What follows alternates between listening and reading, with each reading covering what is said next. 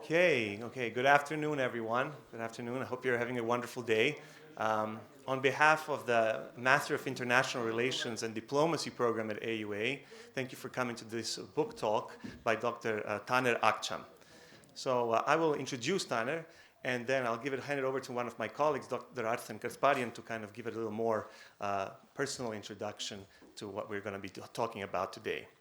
So, Professor Taner Akçam is the inaugural director of the Armenian Genocide Research Program of the Promise Armenian Institute at UCLA. Previously, he was the Kalasudian and Mugar Chair in Modern Armenian History and Genocide in the Strassler Center for Holocaust and Genocide Studies at Clark University. Professor Akçam is widely recognized as one of the first Turkish scholars to write extensively on the Ottoman Turkish genocide of the Armenians in the early 20th century. He came in 2018 to AUA to present his book, Killing Orders, Talat Pasha's Telegrams and the Armenian Genocide. Today he comes to us with his newest book, The 100 Years of Apartheid, Turkey After the Genocide. It's an honor to have you, Dr. Akçam.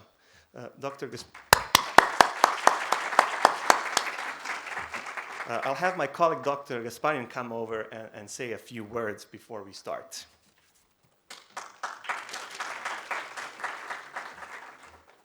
Thank you. Ladies and gentlemen,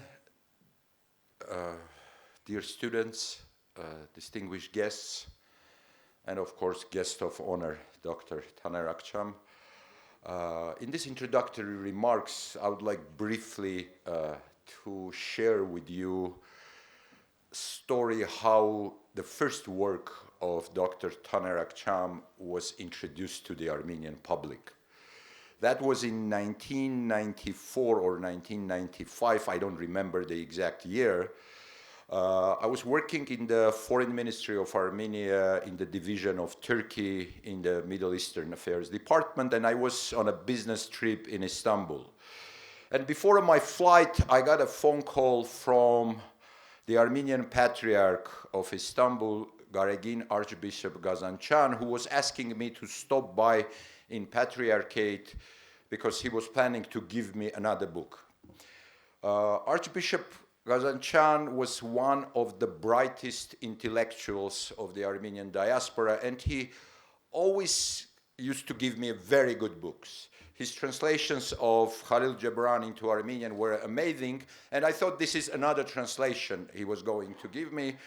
But in fact, when I saw, and I went to Kumkapı, where the Armenian Patriarchate is based, so I got the book, and when I looked at the cover, I saw Türk Ulusal Kimliği ve Ermeni Sorunu, which translates to Turkish national identity and the Armenian question.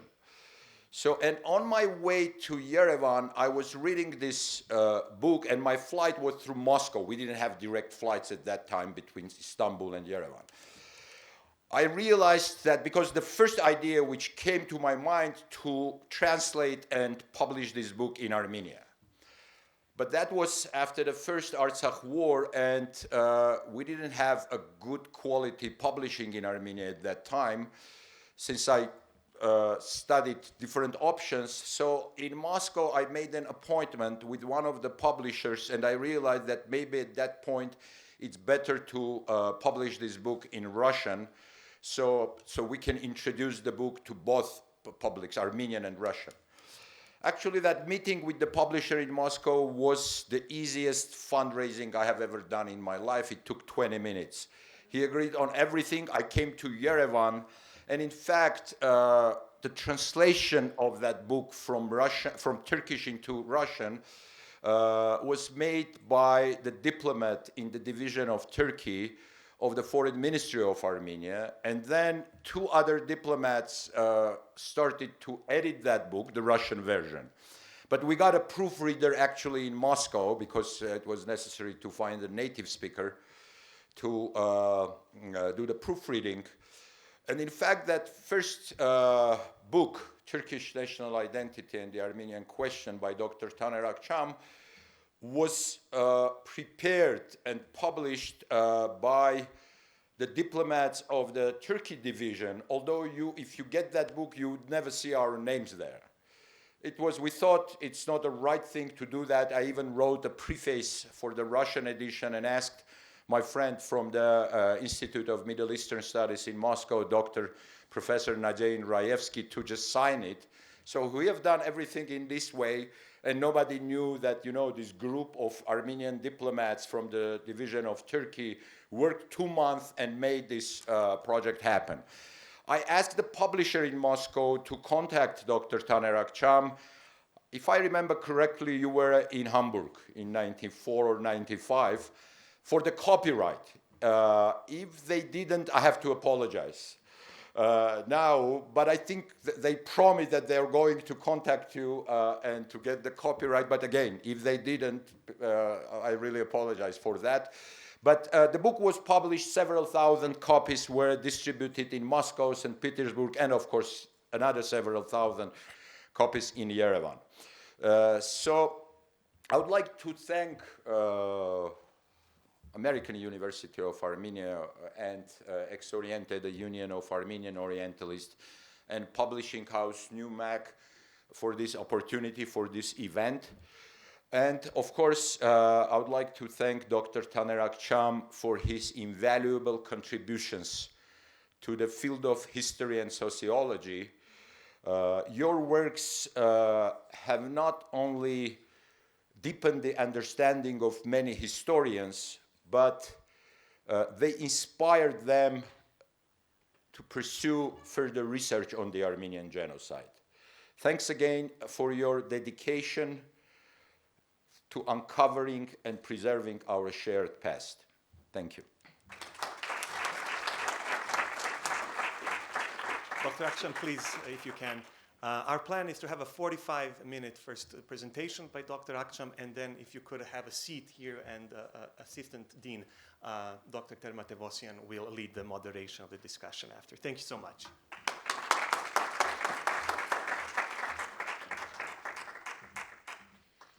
Hello, good afternoon. It is really a great pleasure for me to be here after 7 years. It was 2018. And before I start my talk, I'm really very thankful and grateful to Kevork, Garen Mirzayan, and Samson Özararat, and made this trip to Yerevan possible for me. I'm thankful to them. And thank you, American University of Armenia, having me here. Bahram, thank you so much. And it was a great pleasure to hear this story about my first book. Don't read the second part of that book, okay? The second part is related to Armenian genocide, and when I read today, my face becomes red, because there are so many mistakes. I had no idea about Armenian genocide. My main idea was to write something on Turkish national identity and to find to get its connection with Armenian genocide. And I saw this book first time 1995 when I came to Armenia, and Jirair Liberidian, he was advisor to president, I think. He gave me that book at that very time. So thank you so much. This is now a new topic that I'm going to present here. This is on the Republic of Turkey, actually, post-genocidal period. And as you will see, my main argument is that in Turkey, beginning of 1918, they established an apartheid regime. When I talk about apartheid regime, I don't mean any ideological claim. My argument based on legal structure of Turkey. This is the main argument. And I will also discuss why it has been so widely ignored and not acknowledged. I think I'm going to change from here. It is the 2023 was the 100th anniversary of Turkish Republic, and I had a very simple question. Why Turkey is still so far from being a democratic republic that has recognized the principle of equal citizenship and respect human rights. If you ask any politician in Turkey or any single individual in Turkey on the street whether they want to have a democratic Turkey, they would say, yes, of course, Turkey should be a democratic country, Turkey should respect human rights. But why it's not happening? Even though it is the ultimate goal of every single politician, right-wing, left-wing, progressive, religious, conservative, it doesn't make any change. So then I asked the question, why? My aim was to start a discussion about the foundation of Turkey, because my argument was Turkey is not a democratic country and cannot be a democratic country because it has something to do with its foundation. And as long as we cannot have an open conversation on the foundation process of Turkey, we cannot grasp the origin of the problem that we have in Turkey today. So this was the idea. And I had other simple questions. Every Armenian in Turkey asked these to himself. And why hasn't been, the question is really very simple. Why hasn't there been a single Christian or Jews high-ranking officers throughout the history of Republic? Why wasn't a senior security officer in Yerevan state, or let's say Ankara department, the director of the security services? No one single Christian or Jews. Why wasn't a single Christian or Jews student admitted to military schools in Turkey? And in case where they were mistakenly accepted, why were they suspended from the military schools? And another very simple question. Why are the membership of the Constitutional Court, Court of Cassation, Council of State, and the Court of Accounts always allocated to Muslims? Why, if there were Kurds or Alevites in this position, could they not openly reveal their identities and feel obliged to hide them? My answer was simple. The truth is, the important civil and military position of the state are completely close to Christians and Jews. It is also close to Kurds and Alevites, with maybe some little exceptions. It is only possible for an Alevite or Kurds to come to these positions if they deny and hide their identities. Could it be a coincidence? It is 100 years, and my argument was it is not coincident. And the system we have is an apartheid system, and it was established from its very beginning. So this is a structural problem that is product of a mentality, and it ingrains in the laws of Turkey. This is the rule of law in Turkey, like South Africa, like Israel. It is the similar system. Now, you would say, South Africa and Turkey? Come on, don't give me a break, you would argue. This is, I can only remind you, the Holocaust and genocide comparison, okay? You all know 1948 Genocide Convention, passed through the United Nations, and everybody, when we talk about genocide after 1948, everyone had in mind only Holocaust. And a genocide, any other case than Holocaust, if it resembles to Holocaust, we used to call it genocide. Otherwise, it is the super league, and you have to be really as equal as Holocaust to be called. This is exactly the same. What Holocaust played a role in genocide studies, South Africa plays a similar role in all these apartheid debates, actually. So you should not compare my argument of apartheid with South Africa. You should not compare Armenian genocide when you really make a case Armenian genocide, the resemblance to Holocaust. You should look international laws and regulations. So we have to look into international law and regulation. Before that, this is how Turkey is structured legally.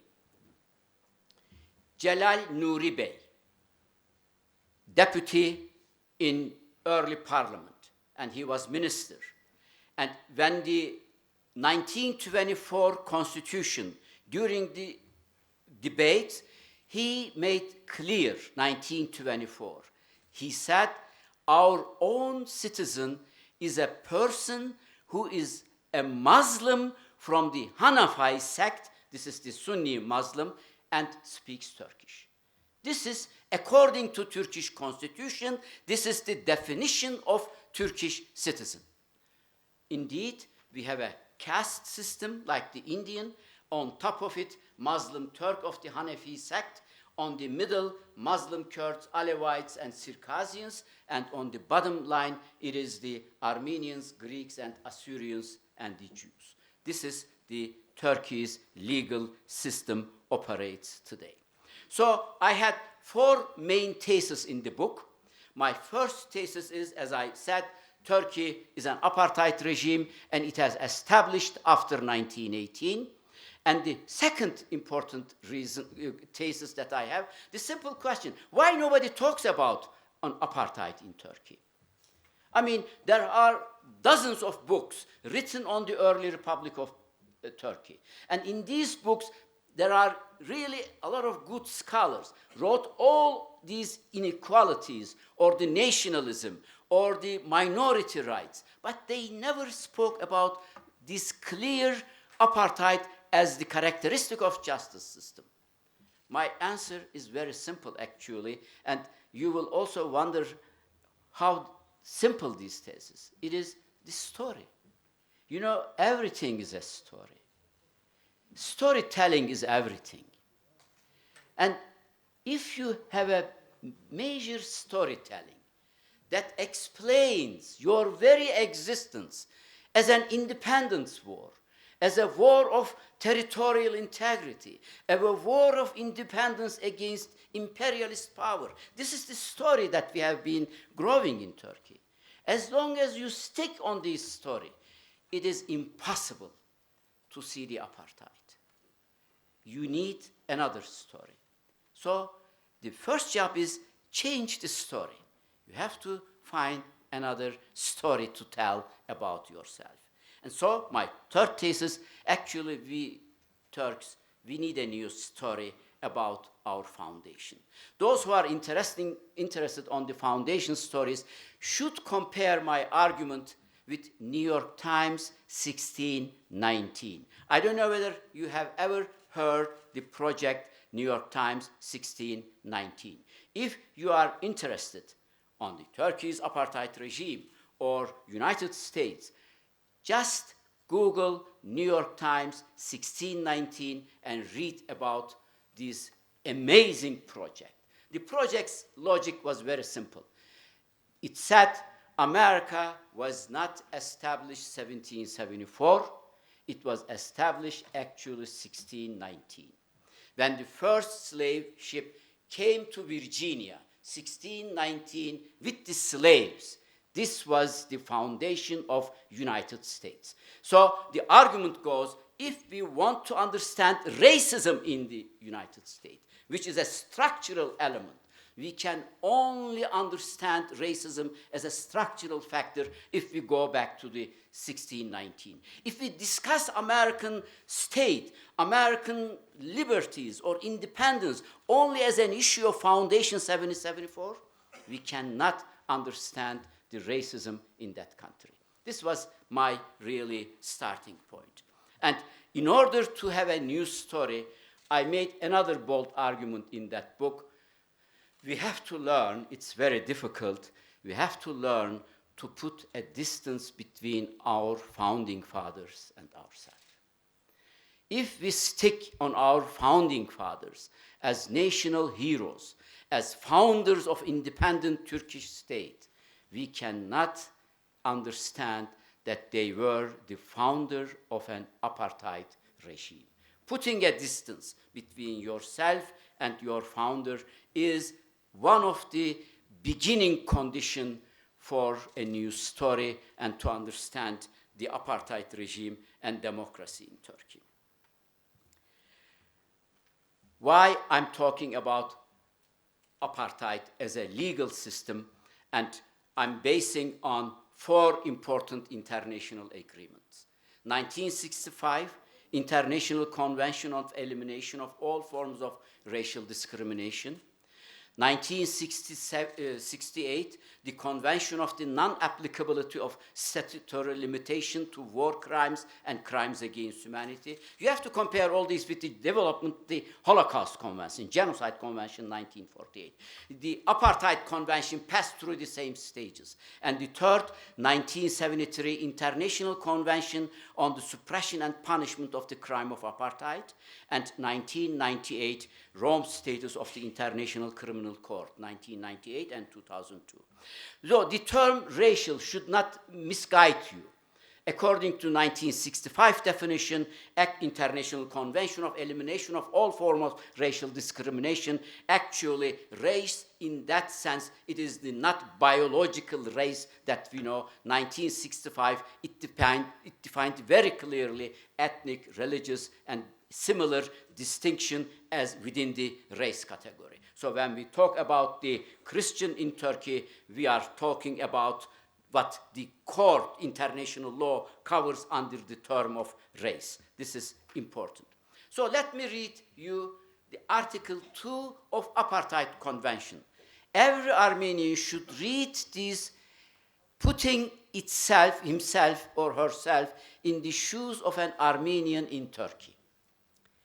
It says, Article 2, any legislative measures and other measures calculated to prevent a racial group, an Armenian or any Christian, or groups from participation in the political, social, economic, and cultural life of the country, and deliberate creation of conditions preventing the full development of such a group or groups, in particular by denying to members of racial group or groups basic human rights and freedom.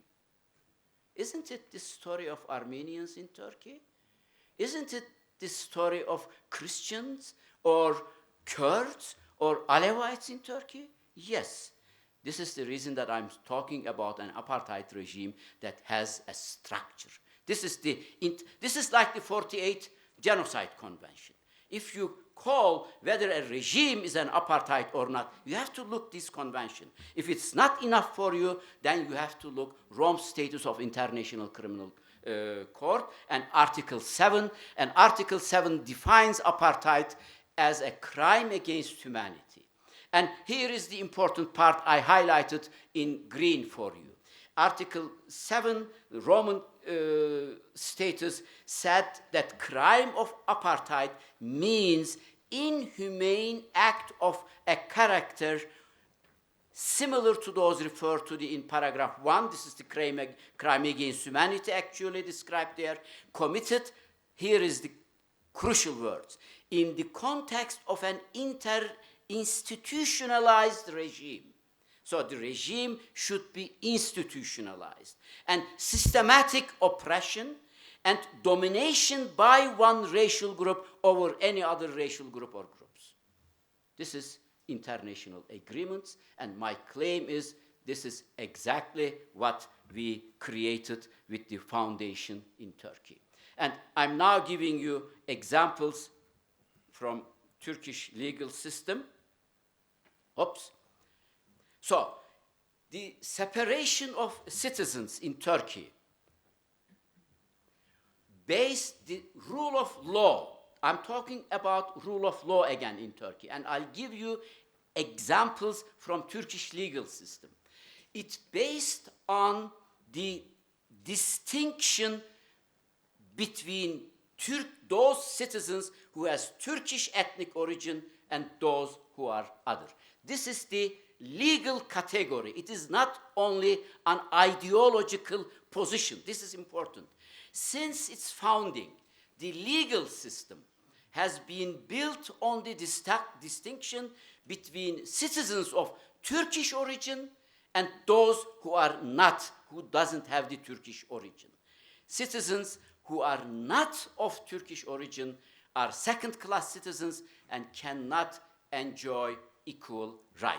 And I'll give you now, before the laws, I'll give you public utterances, the simple statement of politicians. They didn't hide these. Beginning of 1920s, they publicly declared. He is a very famous example, Mahmut Esat Bozkurt, who was year-long justice minister in Turkey.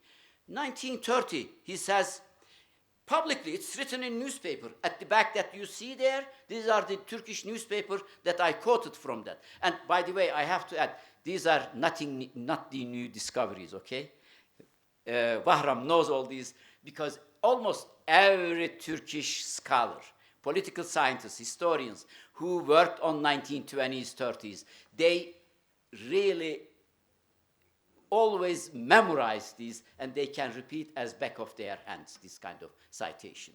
And Mahmut Esat Bozkurt, he had a definition of Turk. It says, "It is my opinion and belief that both friends and foe should know that the master of this country are the Turks. Those who are not of poor Turkish origin will have only one right in Turkey, the right to be servant and slaves." As justice minister, he's saying that. Not a simple journalist or ideological guy on the street. And then he repeated these 1936. He said, Turkishness can be asserted in two ways. One is the Turkishness of culture and conscience, and the other is the Turkishness of law. So we have two categories of citizens, because according to Constitution, everybody is a Turk, and we have Turk according to law, and this is the Christians and the others, and the Turks more than that, that has a Turkish ethnic origin. And maybe instead of reading all these, only look the Mustafa Kemal's statement in order to save the time. Mustafa Kemal in 1930, he wrote this in the book that he published in his name. The answer to the question of what Turkishness is in the civil knowledge book, this is the name of the book they published, Unity of Race and Origin.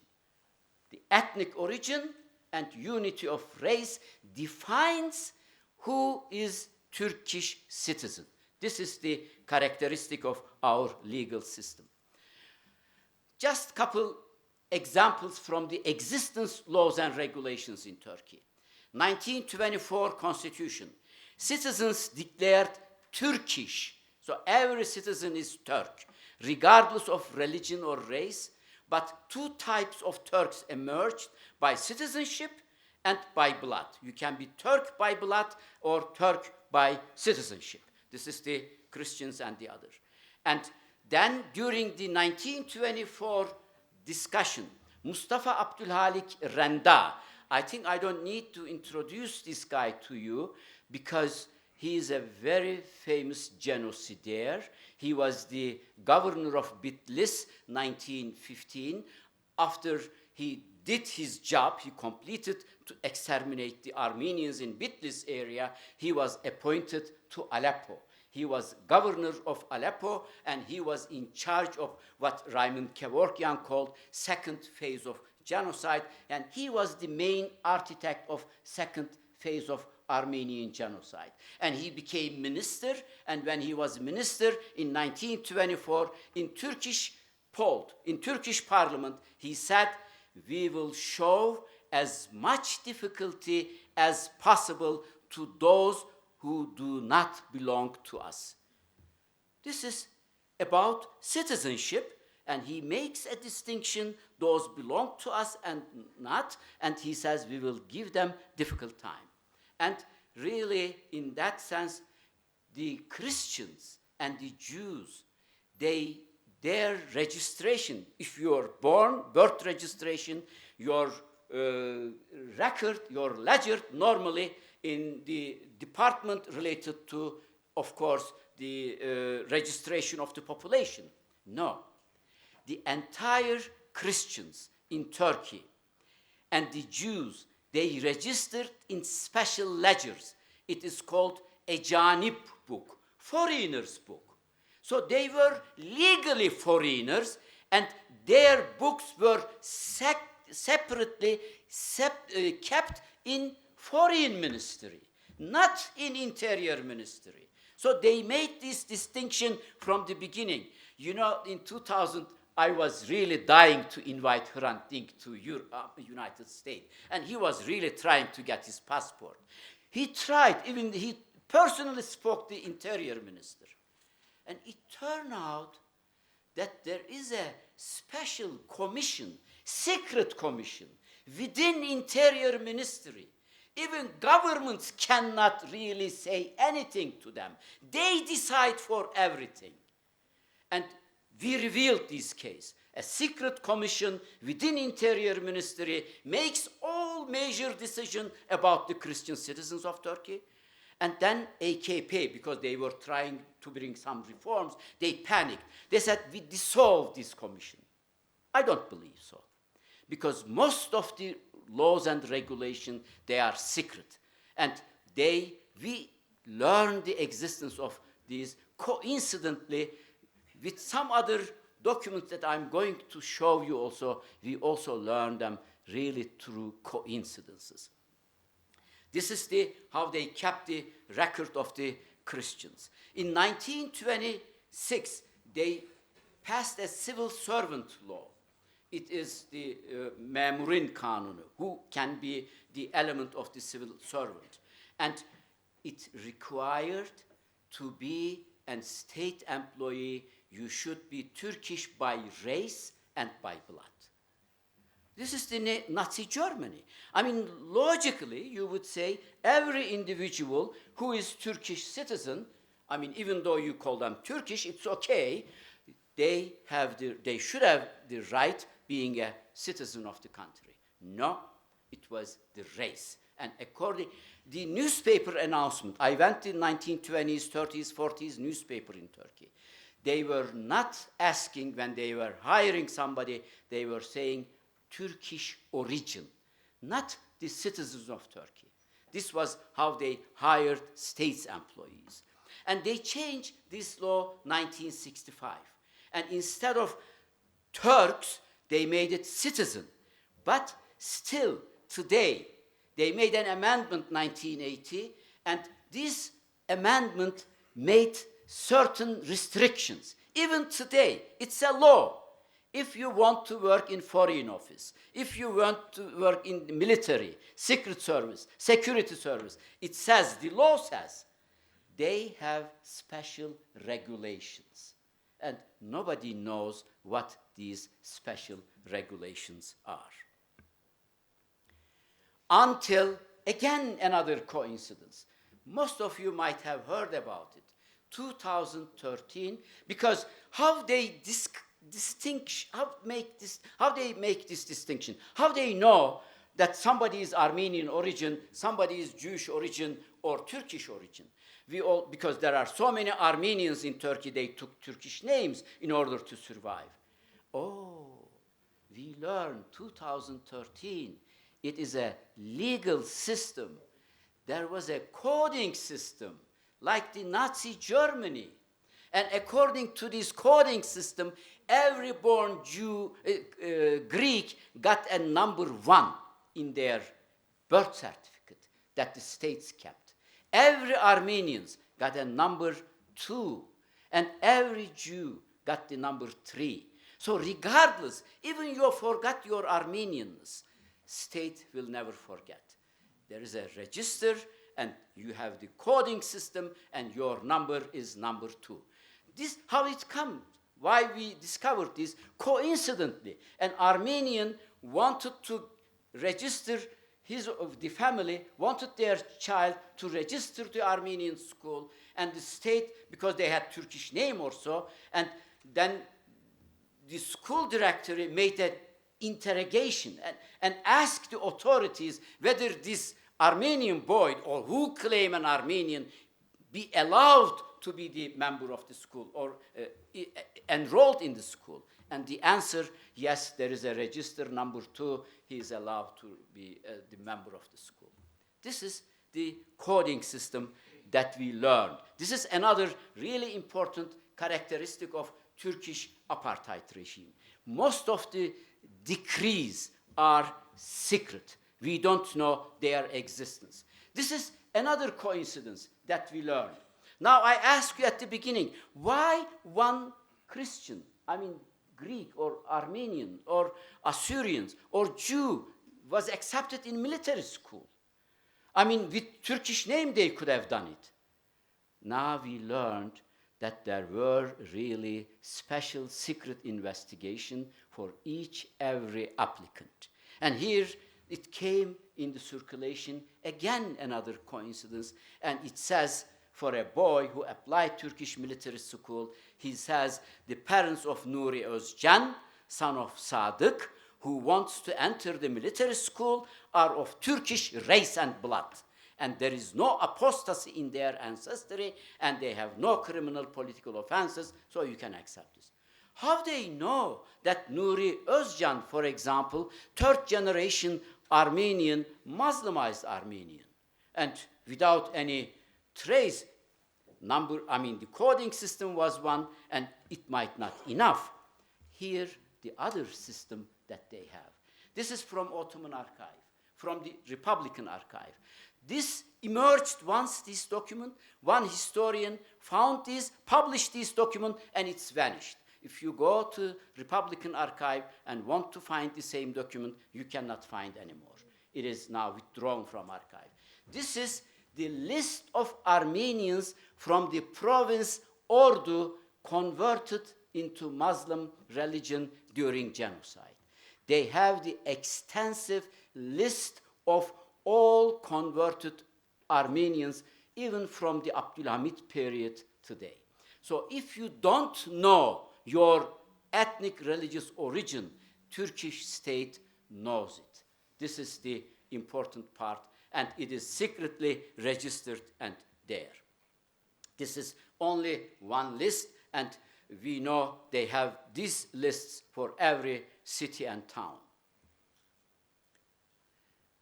You think this is only the registration system? No. This is another coincidentally document that I discovered in the archive, and I am not so sure whether they have still this document there. An army officer, military officer, a colonel, I think, guy, married an Armenian girl from Istanbul. Turkish state considers this as a crime, and he was dismissed from military. 1947, with the signature of İsmet İnönü, and these are the simple examples. Now we understand why there is no one single Armenian or Greek or anybody else applied in the military schools, or nobody married even in Armenian in Turkish military, because it was considered as a crime 1947. There were laws and regulations that we learned. These are really not publicly very well known. We learned from this research, I got some documents. These are also not in the archive. There is a long story of these documents, how it came to light.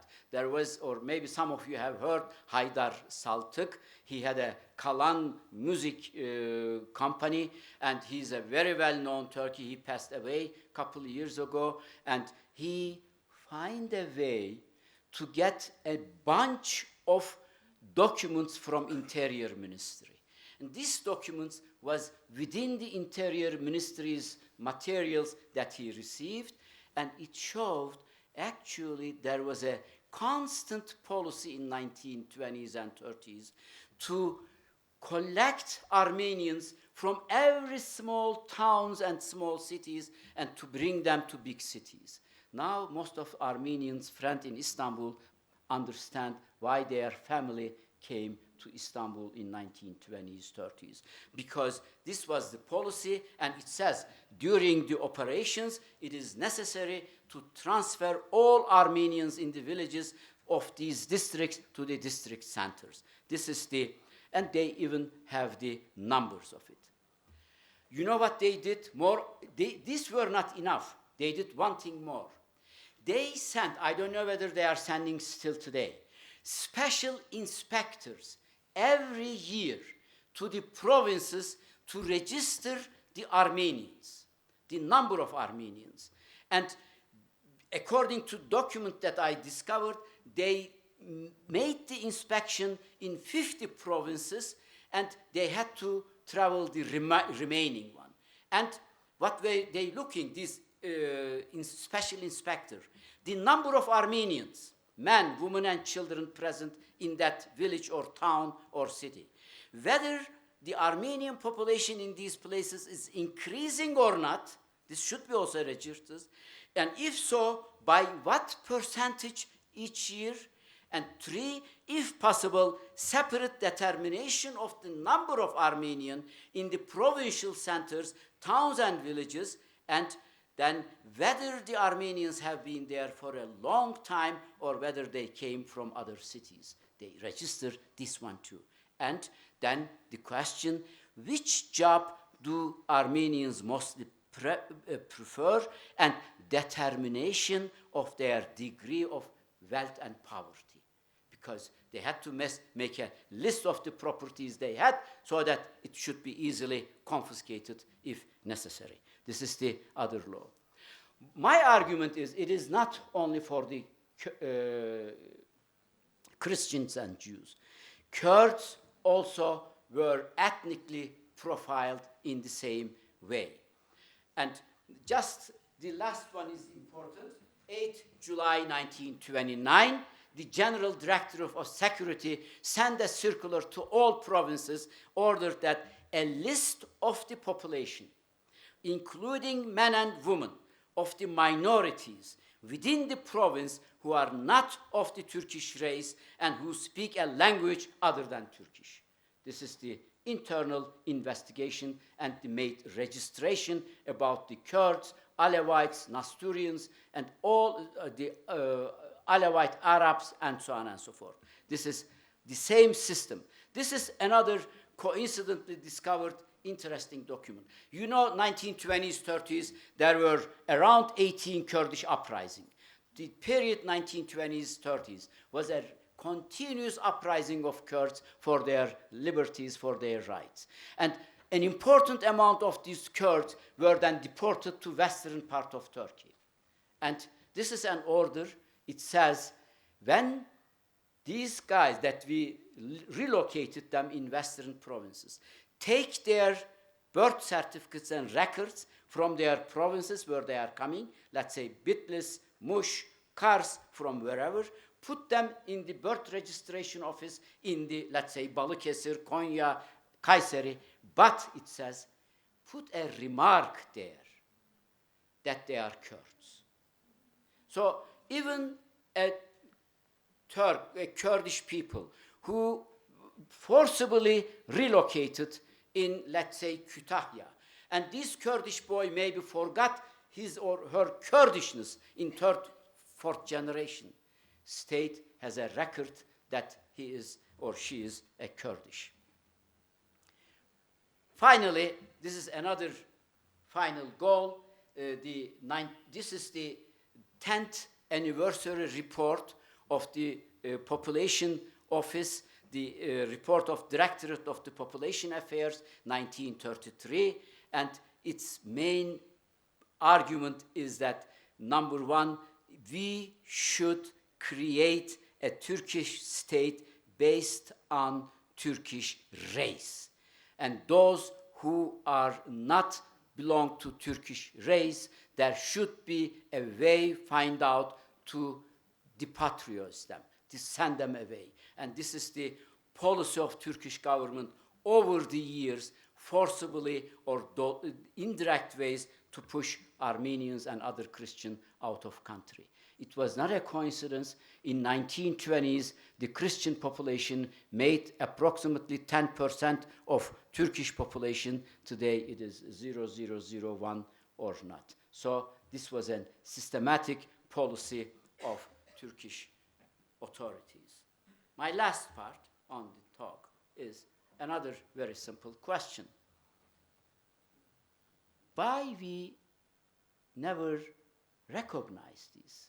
I mean, I'm coming from a progressive movement, and I'm always for all progressive in Turkey, for minority rights, for the rights of Kurds, and so on. Why we never made this issue as a central element of Turkish system. Why we couldn't explain these? And the simple answer is, it is the story that we used to tell to ourselves. The story is very simple. Today, ask in Turkey Alevites, Kurds, right-wing, left-wing, secular, Islamists, nationalists, liberals. We all consider the period 1918-1923 as the war of independence, as the war of liberation. As long as we have this story, we cannot understand the apartheid regime in Turkey. So even today, Turkish politicians, right or left wing, understand their fight, today's political fight, today, go Turkey, as continuation of their war of liberation. Do you want examples? Here they are.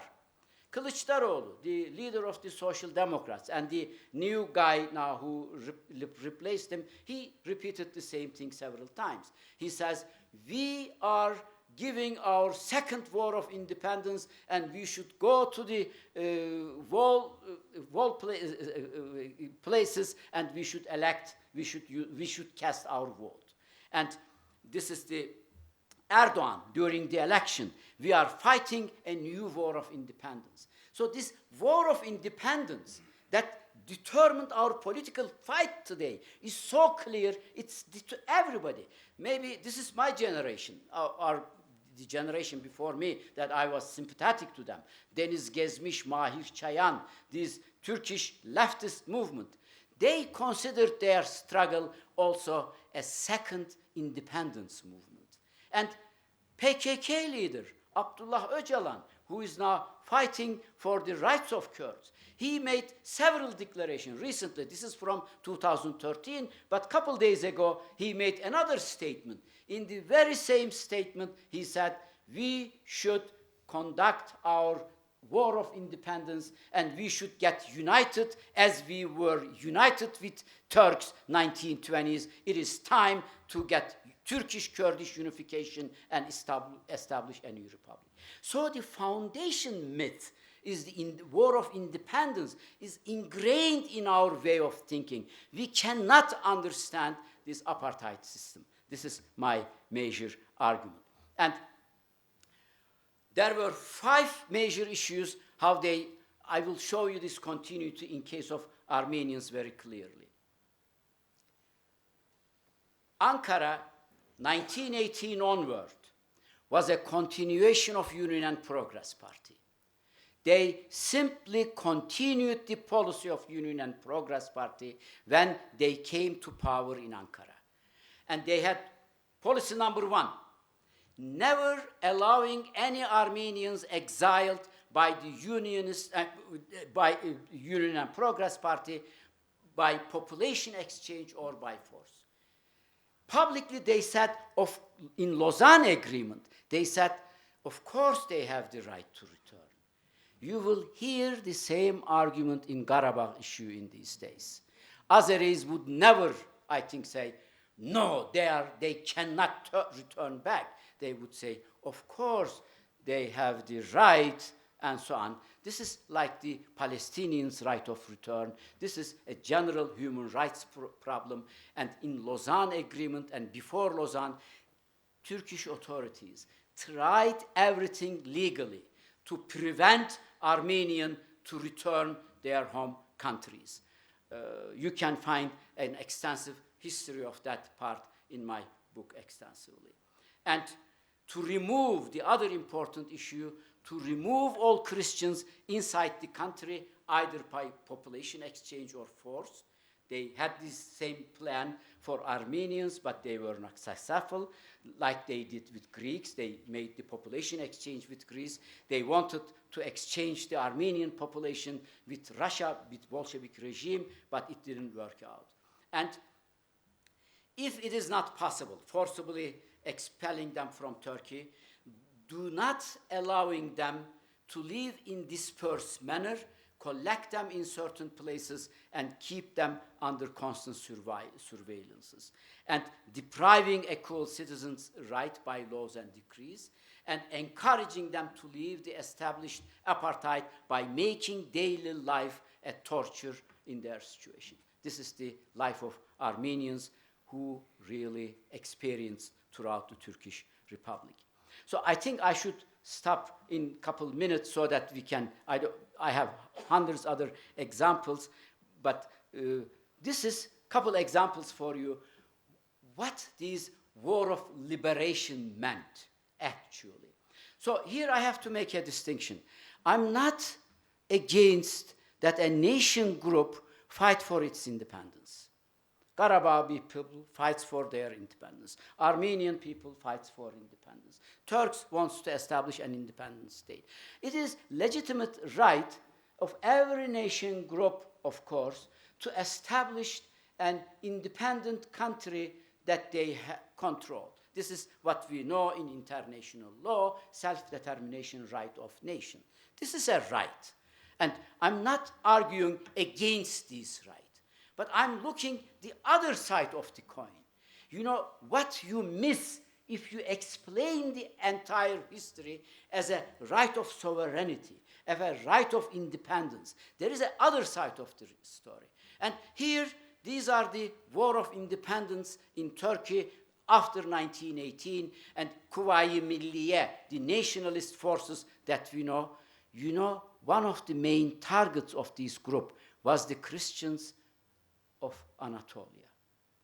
They targeted and attacked Armenian survivors who came back and settled in their villages and towns. And in Ottoman archive, we have plenty of documents that they mainly attacked and even told to Armenians, oh, you survived, you still alive, then they try to kick them out. For example, in our War of Liberation, one of the most important Turkish victory is the September 9th, 1922, when Turkish army entered Smyrna. We are so proud of that day. But it was the burning of Smyrna, and it was the killing of Ottoman Turkish citizens. And we know from the memoirs that the Turkish soldiers were entering at that very moment when the Greek army going back to Greece. Are there any Armenians among you? And they were taking the Armenians and either deporting them inside Anatolia or killing them by the way. So, just a couple historical reminders to you. How for the Christian citizen, for the Ottoman citizen, this war of liberation meant. March 1920, Christians were not allowed to participate in the election held for vacant membership of Ankara Assembly. This is officially, legally banned. The parliament was opened April 23, Turkish Grand National Opening.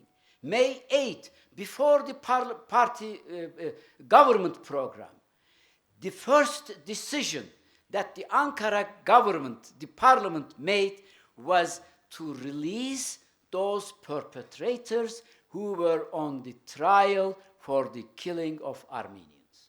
This is the first decision. And August 11, 1920, 2 months after they opened the parliament, abolition of the courts dealing with deportation cases, they made the decision.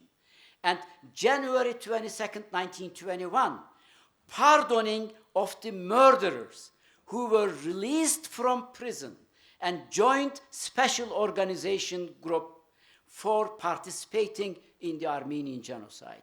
And in this law, whose signature was there, it was Mustafa Kemal. He made this motion, and then the killer, the members of Teşkilat-ı Mahsusa, who were still, some of them in prison, they got a total amnesty and released from the prison. And October 31st, 1923, all criminal activities of the national forces amnestied. their all crimes against their own citizen solved in this way.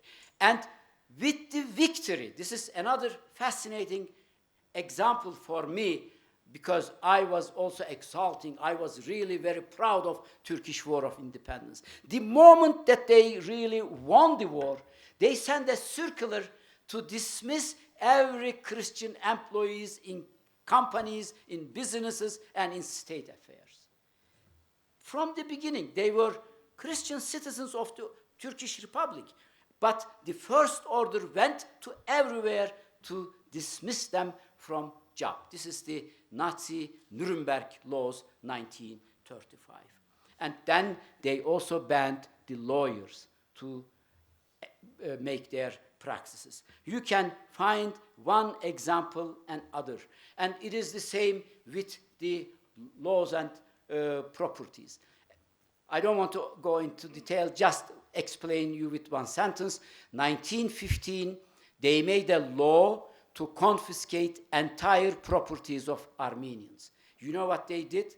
1922, when they established Turkish parliament successfully, they reinstated the same law, confiscating entire Armenian properties. They renewed the law because between 1915 and 1923, there were other individuals, especially after 1918, left Turkey, lost their properties, and the same group of individuals, they continued their policy, confiscation of Armenian properties, which they made turned into a law, 1915, they turned this into another law, 1923, April 13, 1923, and the law means, it's written, it is the September 1915 law, renewed law. Now, there is nothing hiding, they don't hide anything. They only reinstated the same law. And these laws are still determines the legal structure of Turkey today related to Armenian properties. So, maybe this is my last fascinating example. Because we all understand the war of liberation as a fight against foreign powers, and then we fought against imperialists. They were the bad guys. Think about the slavery in United States. The British, they were the bad guys. And British occupied Istanbul, and they sent a commission along with the Ottoman government to provinces. The delegation consists of British, French representatives and the Ottoman government representative. When they were traveling to the areas, they asked for things from the local Turkish authorities, helping returning Christians to settle. I mean, Armenians were coming back, and the British and French asked them, please help them to settle in their birthplaces, and return of confiscated goods to their owners. This was the second demand. Third, appointment of Christian watchmen to Christian villages so that nobody should attack them. Fourth, capturing criminals who participated in the genocide and bringing them to justice. This was what the imperialists wanted. And on the other side, Mustafa Kemal, this was from a report to Mustafa Kemal, he said, this is the reason I started the war of independence, and this is the injustices that demand these kind of things from Turkey, and we will fight independence war. So my argument is very simple. If you explain the story only as a war of independence, you cannot see other part that is directly related to apartheid, respect of human rights, and democracy. Totally. You cannot understand. So my argument is we have to learn to put a distance. I'm not talking against Turkish that we should establish an independent state. Of course, it's the right of every nation. But we should learn that the reason why we cannot develop a democratic state, because we don't look the foundation parameters in this country. the reason why we cannot establish democracy is really ingrained in the legal system during those War of Independence. And this is what we have to do. We have to put a distance between ourselves and our founding fathers. And this is the guy who really leads us in this struggle. Hrant Dink was or is the Martin Luther King of Turkey. What I told you here as a story is nothing different than the story of slavery and racism in the United States. And if we want to establish a democratic country in Turkey, we should see that Hrant was a symbol of a Turkish or a citizens of Turkey, not Turkish citizen, citizens of Turkey, and we need a real civil rights movement to establish a democratic country. Thank you so much for listening.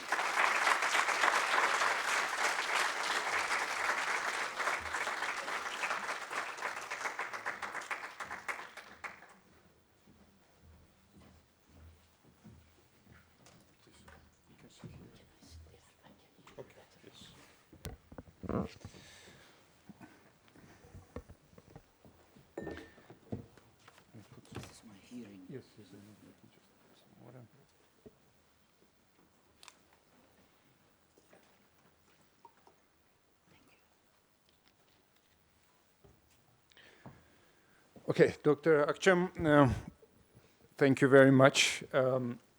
Once again, welcome to AUA, welcome to Armenia. It was exactly 7 years ago when we had another presentation of your previous book, Killing Orders. It was very well received in Armenia, and you are back again with another interesting approach to the founding principles and founding history of Turkey, the Republic of Turkey. I have two questions prepared, and after that we'll open the floor for discussion. The first one that I have is the following. Yesterday when we had a discussion in that panel, you made a remark which was rather interesting, and I hope you can elaborate on that point. You said that diaspora studies is declining as a field. No, not the diaspora studies. No, sorry, genocide studies. Oh, yeah. No, I'm sorry, I take it back. Genocide studies. Genocide studies is declining.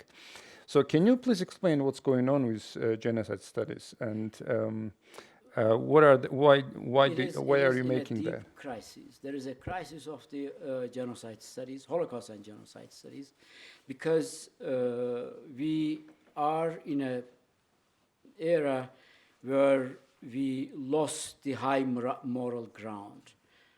Very simple, actually. As you know, 1948 Genocide Convention, even though the founder Lemkin had in mind the Armenian genocide and Simele massacre 1933 in northern Iraq today, to develop a law that then he coined as genocide, but it was Holocaust.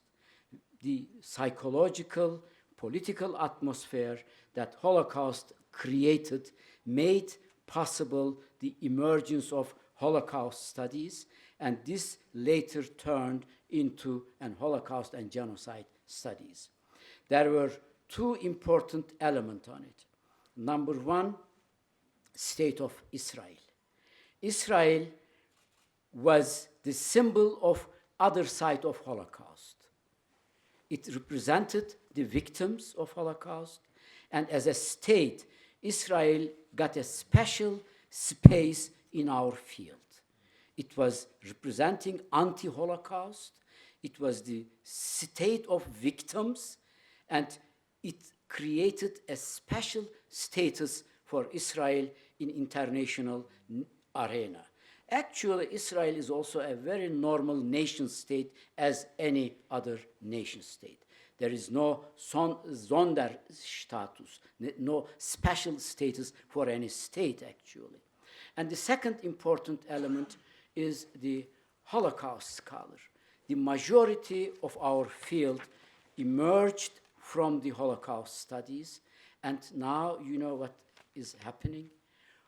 An important part of those Holocaust scholars, they act like you all know in Armenian genocide case, like the Turkish scholars, regular Turkish scholar in Turkish universities.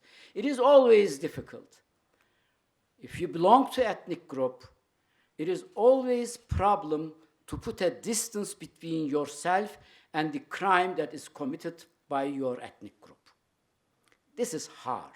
This is the Turkish difficulty to accept Armenian genocide. It is a general phenomena,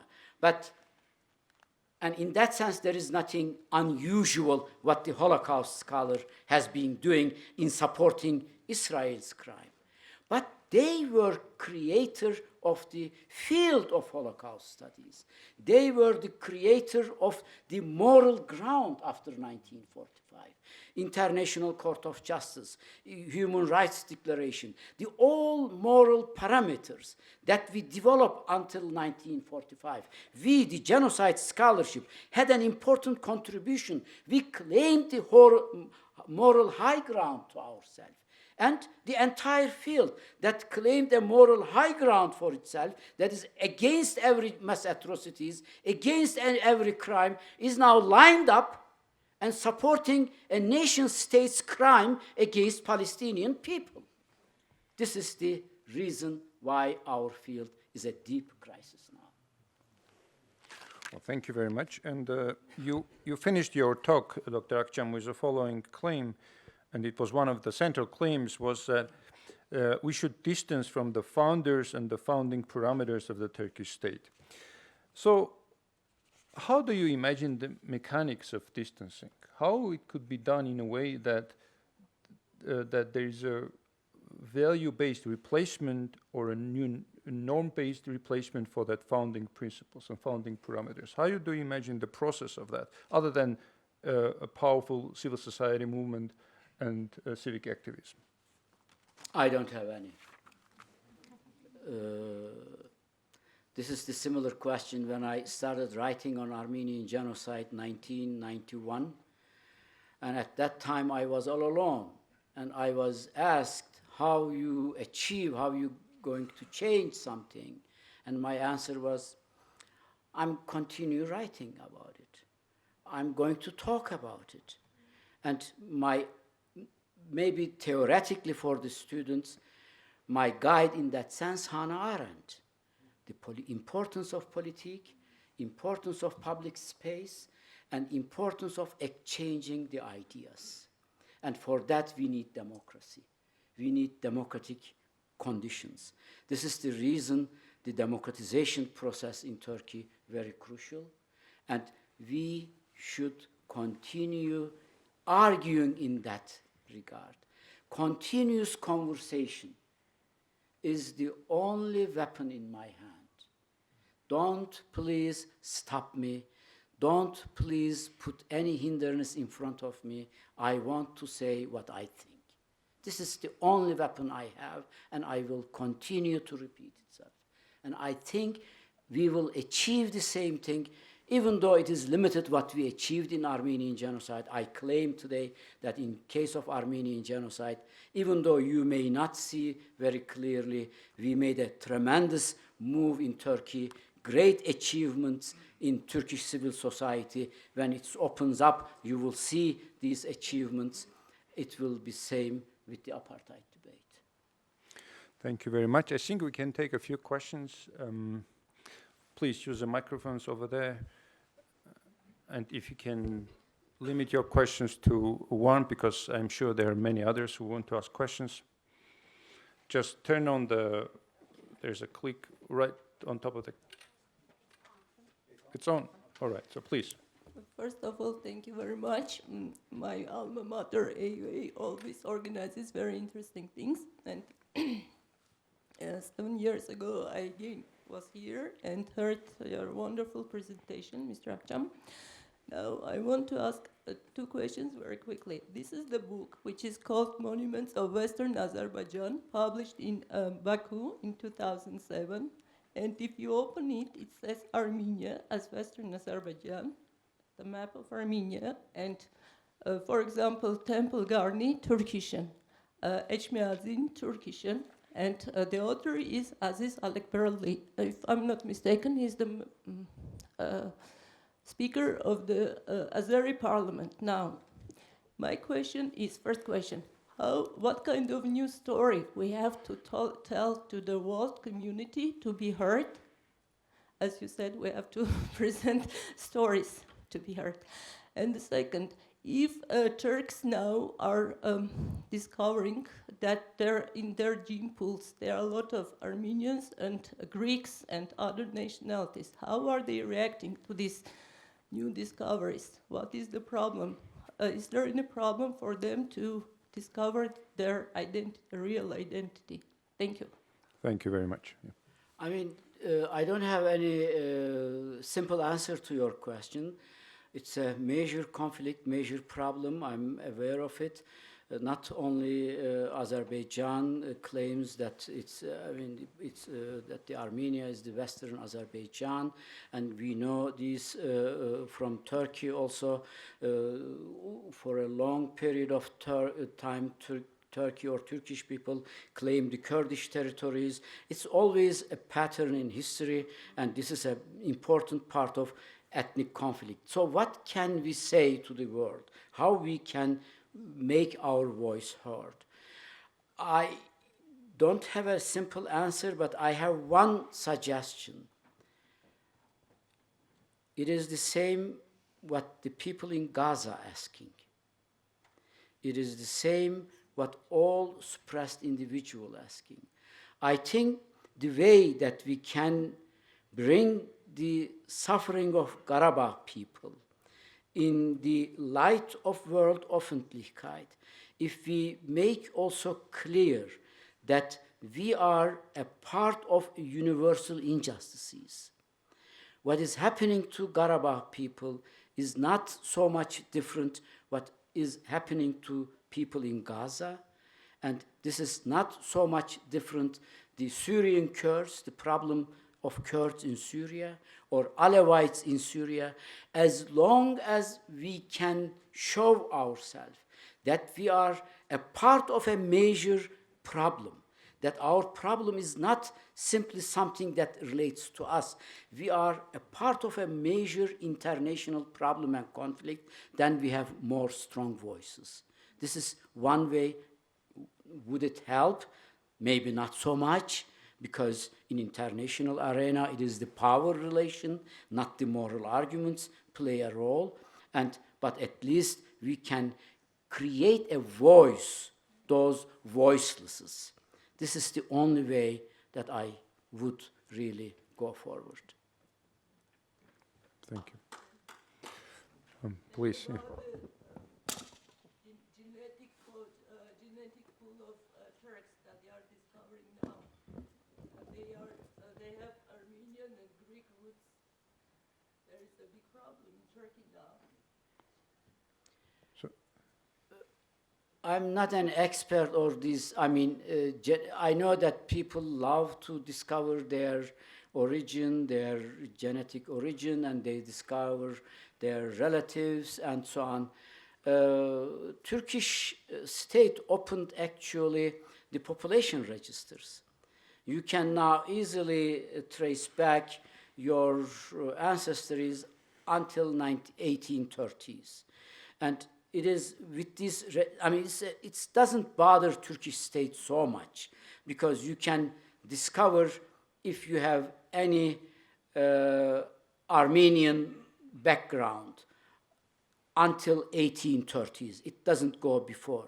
I heard that there were other registration that even goes back, and consciously they didn't do that. But this is an important, how do you call it? This is a problem in everyday's perception, okay? And I see the strength of these genealogical research, because Turks are so proud in the everyday language, in the public sphere. Oh, we are Turks, the 99% of Turkey is Turkish, and so on. And with this kind of research, it comes out that actually today's Turkey does not consist of poor ethnic Turks, but a reasonable man knows. You know, only 10,000 people came when the Malazgirt victory that they had entered Anatolia. It was only maybe 10,000. Everybody knows. Mustafa Kemal knew that. This is the reason he said, not Turkish origin. He said, whoever calls himself Turkish, he is Turkish. So this was the way of solving this problem.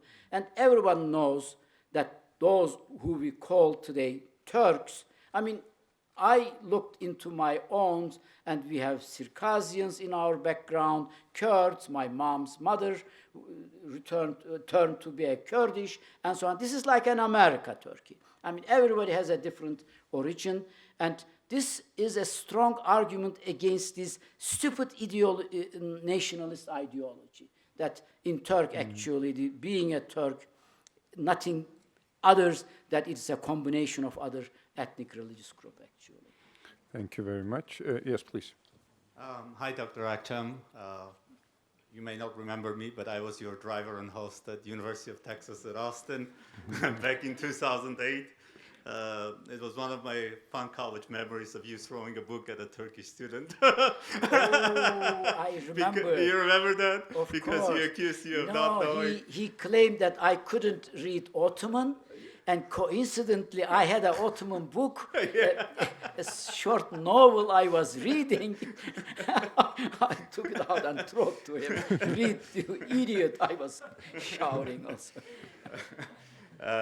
My question, that's just to lighten up the topic, of course, but my question is more to the substance of modern Turkey. And since you're in touch with modern Turkish society, and you compared Hrant Dink to being the MLK of Turkey, what do you think, since the paranoia about Armenians, you know, taking back their lands and the Russia coming to their aid is probably more or less gone, right? I mean, Turkey is now a very well developed, very strong state. It shouldn't have this paranoia anymore, I would think. So I would want your opinion of when do you think that Turkey will be at that level where, you know, just in the United States, although Washington was a slave owner, Thomas Jefferson was a slave owner, but it's okay that they're founding fathers, all right? There's nobody, like, they understand that there was bad things about their founding fathers, but that doesn't deny that they're good people, just like you mentioned. When do you think that will happen in the modern Turkish society, and what will it take? I don't know. It might never happen. I mean... But what is your feel from current modern Turkish society? I can only give an answer where we are now. I don't know whether you read Tayyip Erdogan's April 24th letter that he sent to Armenian Patriarchate in Istanbul. You can find in Armenian news outlets, I assume, and it is English also out there. Tayyip Erdogan kind of apologizes for 1915. He expressed his sorrow for Armenian people, those who died during the war years. And in earlier period of time, they clearly denied everything. They really, there is a default code, default sentence we repeat when it comes to Armenian genocide. The default argument of Turks is very simple. Nothing happened. If something happened, it's the Armenians' fault. This is the default mode of denying Armenian genocide. You don't hear anymore this default mode. What you hear from, I mean, there are maybe other politicians who do the same argument, but Tayyip Erdogan says, oh, I'm so sorry for the loss of Armenians. And the argument, the foreign minister made a statement yesterday also, the argument that they made is, please don't weaponize the past in our current relations. What I'm arguing here, there is an evolution, very slow, Turkey is still a denialist country. Turkey still continues denying Armenian genocide. But it seems with Hrant, this is really, I have to emphasize each and every time, with Hrant, we have changed something in this society. Even though now there is an authoritarian regime, even though there is a really public denialism dominant in the public discourse in Turkey, but in the underground, this is my argument yesterday, I did also, we won the psychological war. This is my argument. It's over maybe 20 years. It costed Hrant's life and other suffering of other people. Over, let's say, let's take the beginning 1990. It is now maybe 35 years, but we have changed something in this society, and we won the psychological war. We won the argument. This is what I'm saying. And if Turkey opens up a little bit, you will see that those who are critical to government policies, they will have more voice, and I hope it will be some days the majority. This is a continuous fight, and it will continue. I don't know whether we will really succeed something, and to be honest with you, I never looked to succeed anything. I only have one principle. I'm an individual, I have a brain, I'm a human being, I believe in something, and don't please pressure me, and don't make me a problem what I think. I should really tell these stories in the way that I believe. Then I trust in human beings. I know there are others out there, and they will think in the same way. And never forget, really, more than 30 cities in Turkey, before 2016, people were commemorating the Armenian genocide.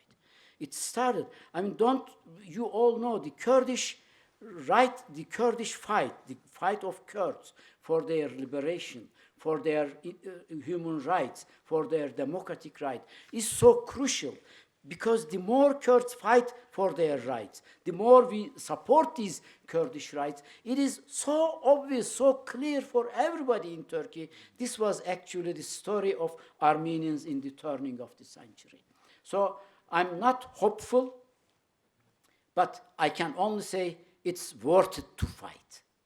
It is worth it, because this makes us human. This is our being human, the most important thing. Thank you very much. Hovannes, please, yes. Thank you very much. I'm Hovannes Kojabasyan, junior majoring in politics and governance at AUA. So my question is the following. This year, actually, I took the course Modern Turkey with Varujan Geğabian, and actually the perceptions that and the knowledge that I had about Turkey dramatically increased. But I encountered this concept, which is in Turkish called Sever Sendromu, and basically, who don't know, it's about Turks always being afraid that one day Western, or I don't know, other powers will come and basically separate Turkey the way they wanted to do in 1920. So I wanted to understand and also your perception of this. Do you think that discourse, that syndrome, as they say, is still prevalent in the Turkish elite? And after all, membership in NATO and basically alliance with the US and other NATO members countries, do you think this is still relevant in Turkish elite discourse or not, and why? Thank you. I don't know what do you think, Bahram, on that topic, but I think Sever syndrome is not a very important ideological or political factor in Turkish political spectrum. Sever syndrome, you may all know, this represents the Sever Agreement 1920, and the Anatolia was distributed among the Kurds, Greeks, Armenians, and so forth. And Turks had always this fear that they are going to lose the last remaining territory. This is how we really memorized these when I was a young student, and as I showed you, for the War of Independence, and we all understood the foreign powers want to really grasp our territory, and we fought to create the territorial integrity of our land. This was the main idea. I think it is over now. Turkey is so powerful. This syndrome that we call doesn't really delegate their political opinions everyday life. But with one addition, the development in Kurdish issue today in the Middle East. Maybe we cannot describe this as Sever syndrome, but one of the central reasons why now Turkish authorities started a policy of open up.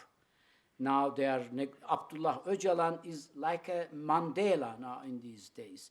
In coming weeks, they might release him out of prison, keep him in maybe still on island, but let him to be a political public figure, and there is what we call it an opening process. And they even called a new Kurdish-Turkish brotherhood and a new state based on equality between Turks and Kurds. And this opening policy, we know, is because of the development in the Middle East, and they fear that Great Britain, United States, Israel, those foreign powers might support Kurds beginning from Syria and continuing over Turkey, and that a Kurdish state might emerge on the territory of Turkey. So Sever syndrome might play in a different way today in Kurdish question, and this is the reason that they want to open up the Kurdish issue, not because they had a democratic values, that there is a democratic movement in Turkish society, push the Turkish authorities to make some concessions in Kurdish issue. No, it was mainly foreign pressure and international relation conditions pushed Turkey to open up itself. And Sever might be maybe another term we might use, but the fear of territorial integrity played a role in this new Kurdish opening in Turkey. Thank you. Let's take two more questions, and then you also have a question? All right. So let's take Vahan. Go ahead. Dr. Akçam, I know that chances are low, very low, but do you think that the People's Equality and Democracy Party can come into power someday? And even if they manage, will it be possible for them to push for the recognition of Armenian genocide? Will they? Which party? People's Equality and Democracy. Oh, okay. The Kurdish. Will they manage, even if they come into power, let's consider they are in power, will they manage to recognize Armenian genocide? Will society allow it? Theoretically, yes, it would be, because PKK, as an organization that I have a lot of problem, a lot of critique, several times made statement, acknowledged the Armenian genocide, and the mayors who won the municipalities in Kurdish areas, they erected Armenian genocide monument in Diyarbakir, Sur, and in other areas. They started using Armenian language, and they officially, in their party platform, they recognized the Armenian genocide. I'm confident in it. This party is, in that sense, openly willing to recognize the Armenian genocide, because more and more Kurds see that in their own story and in their experience, the story of Armenians. Thank you. Okay, please, yeah. I don't need a microphone. Yeah, if You have to go you there. have to go. I'm sorry. If you could over there, sir, over there. Yes.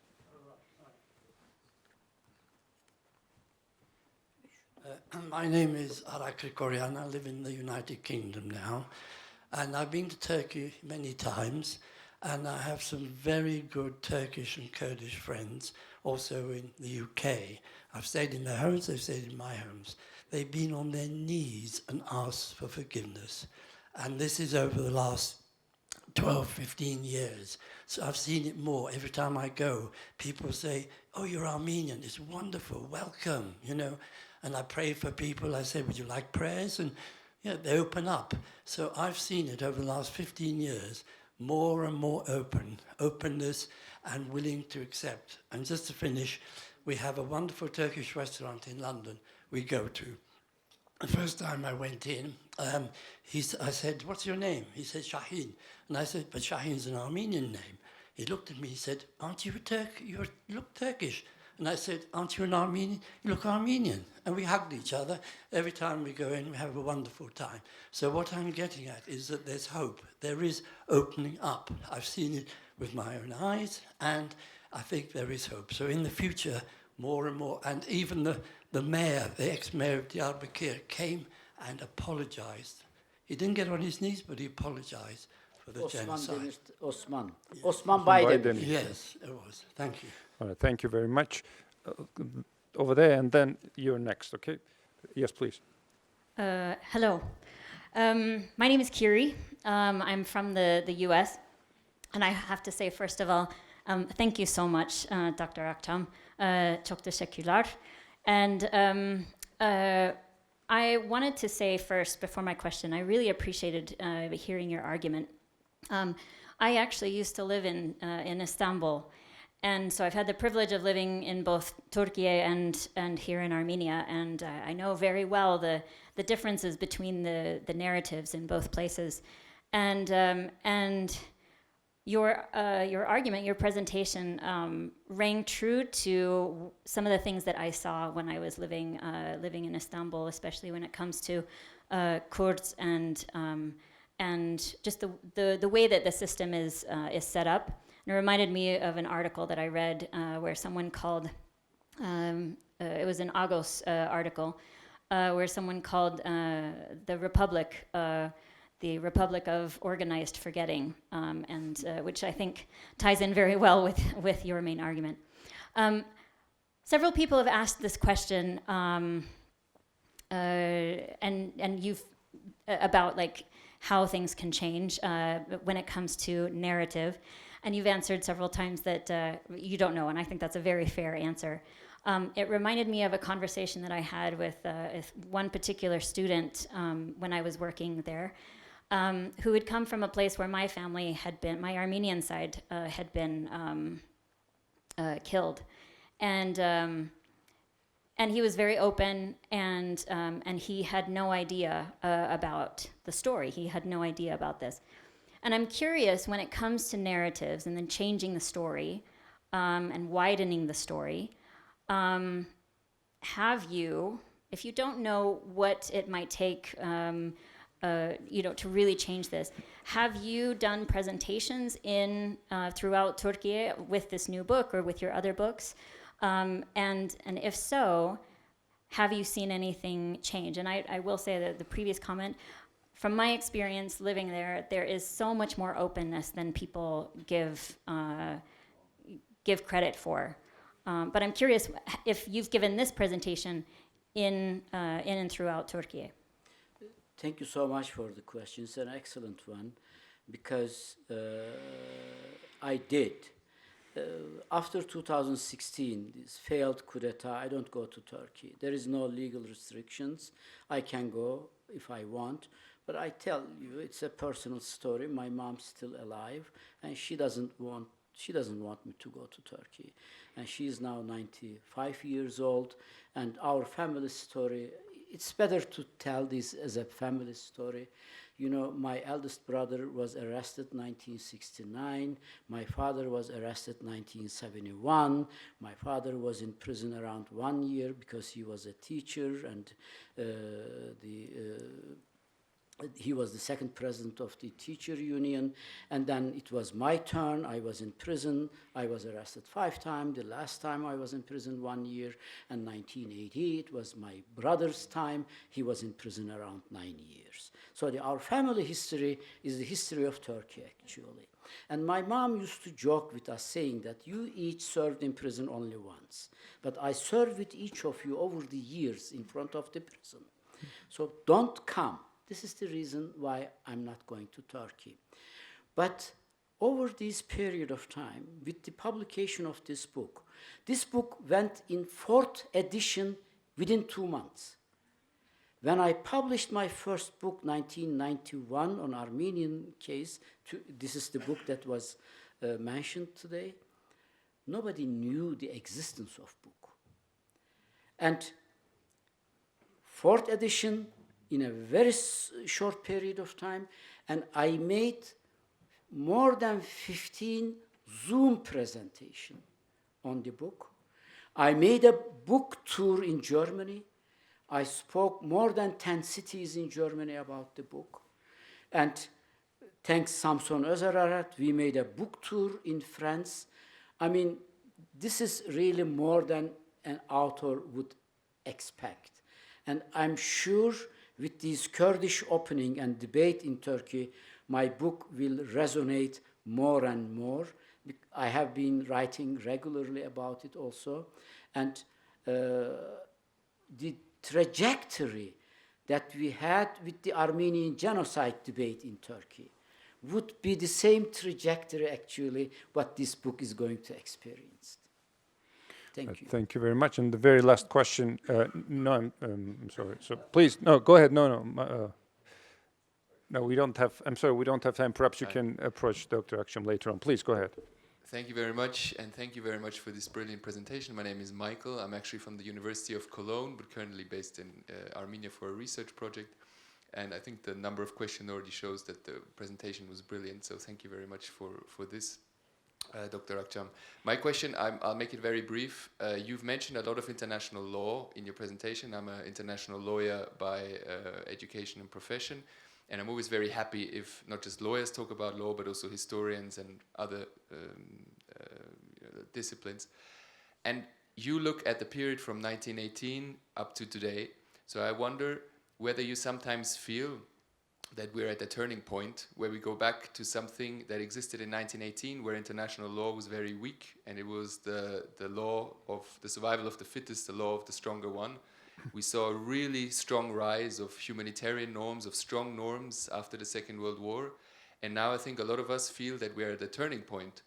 And you, being a historian and having looked at this time period, where do you think we are going to go? Is it going to go back to a very sovereignty-based rights of the stronger with little humanitarian norms, or do you see something else on the horizon? We live through dark times. This is what I believe, and I would suggest to look my article in Mirror Spectator, where I addressed exactly this problem. We are really passing through very dark times, and I personally see a collapse of moral values and the other related values that formed in form of institutions, ICCC, human rights law, international human rights law, and so on. The same really decade of these moral values that we created after 1945. And I am a fan of Hannah Arendt. I'm sorry that I repeat regularly Hannah Arendt. She says because of the Holocaust, she used the term, thinking without banisters. This is the period that we are living.